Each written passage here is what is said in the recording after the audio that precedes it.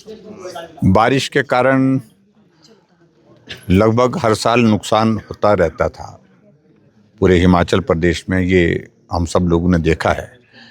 लेकिन अब की बार बारिश का शुरुआती दौर में ही बहुत बड़ा नुकसान हो गया, और नुकसान भी विशेष तौर से मंडी जिला के अंतर्गत हुआ।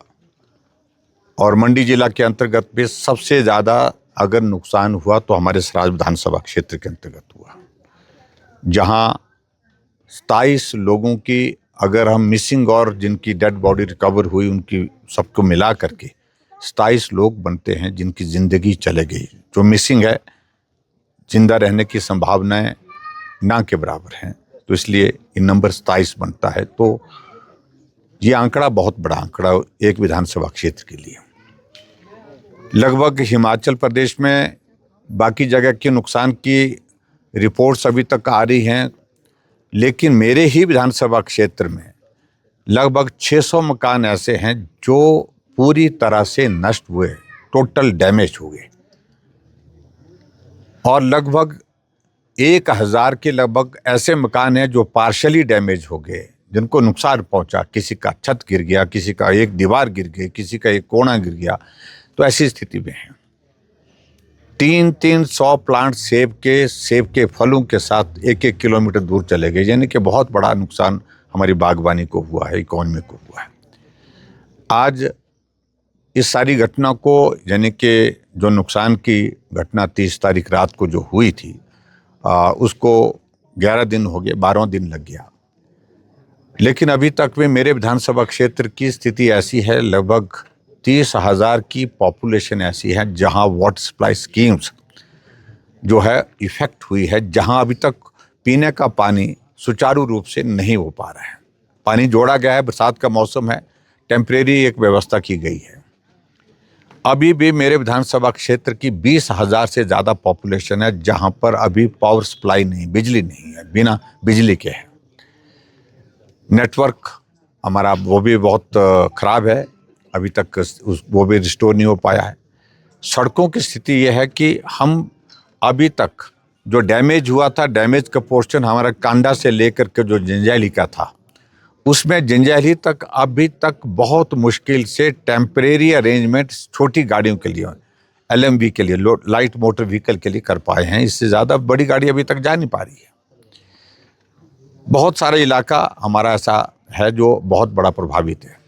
अभी जहां मैं इस वक्त हूँ, ये बाड़ा पंचायत पड़ती है, और बाड़ा पंचायत का चित्तल बुखारी का जो इलाका जो है बहुत बुरी तरह से प्रभावित हुआ है। और प्रभावित इस कदर हुआ है कि यहाँ भी 2 लोगों की ज़िंदगी चले गई। हालांकि घायल और लोग हैं जिनको हॉस्पिटल के लिए उपचार के लिए भेजा गया है, लेकिन ज़िंदगी बच गई है उनकी। यहाँ स्कूल, इस जो हमारा भवन है पंचायत का, मेरे पीछे, इस पंचायत के भवन में विस्थापित एक तरह के जो घर छोड़ करके जो होमलेस हो गए हैं, वो लोग यहाँ पर इस टेम्परेरी अकोमोडेशन में भी ठहरे हुए हैं। लोग आ रहे हैं, मदद कर रहे हैं यथासंभव जितनी भी, और सरकार की ओर से भी मदद के लिए प्रयास जारी है। लेकिन मैं उन संस्थाओं का बहुत धन्यवाद करता हूं जिन संस्थाओं ने आगे आकर के इस संकट की घड़ी में गरीब लोगों को, उन बेसहारा लोगों को मदद करने की कोशिश की है। तो उसके लिए मैं धन्यवाद करता हूं। आज भी इस वक्त भी यहाँ पर हमारे साथ सामाजिक संस्था, यहाँ से पंडोह से नोबल कॉलेज ऑफ एजुकेशन जो है यहाँ पर आए, इन्होंने भी मदद की है। जो सामान हमारे सामने पड़ा है, जो घर की ज़रूरत का, वो यहाँ पर पहुँचाया। ऐसी बहुत सारी संस्थाओं ने बहुत बड़ी मदद की है। लेकिन नुकसान इस कदर है कि हमारा ये इलाका जो बहुत तेज़ी से आगे बढ़ा था, 25 साल 30 साल पीछे चला गया है। ये इस बात का हमें बहुत बड़ा दुख है। मैं केंद्र सरकार के साथ भी, हमारे नड्डा जी भी आए थे, मुख्यमंत्री जी भी आए थे, हमने दोनों के साथ बात की है कि विशेष पैकेज, विशेष राहत का एक स्कोप जो है यहाँ के लिए निकाला जाए, ताकि यहाँ के लोगों को मशीन है, ज़रूरत का दूसरा सामान है, कंबल है, कंबल के अलावा और सामान जो आवश्यक है, तो सारी चीज़ें यहाँ पर पहुँची हैं। गवर्नमेंट ने भी कोशिश की है, लेकिन गवर्नमेंट के कंपैरिजन में हमारा जो संस्थाओं का और संस्थाओं के साथ साथ में हमारी पार्टी का कंट्रीब्यूशन इस वक्त जो राहत कार्य में बहुत बड़ा ज़्यादा है। पीएम साहब से भी हो पाई है कोई बात अभी तक? मैंने अभी तक, क्योंकि पीएम साहब बाहर गए थे, मैं बात करूंगा और मैं पत्र लिख करके उनको भेज रहा हूँ, समय भी मांगूंगा। गृह मंत्री जी से बात हुई, डिफेंस मिनिस्टर से बात हुई, नड्डा जी से बात हुई, मनोहर लाल खट्टर जी से बात हुई, कई मंत्री, केंद्र के मंत्रियों से बात हुई, हरियाणा के मुख्यमंत्री से बात हुई है, उत्तराखंड के मुख्यमंत्री से बात हुई है।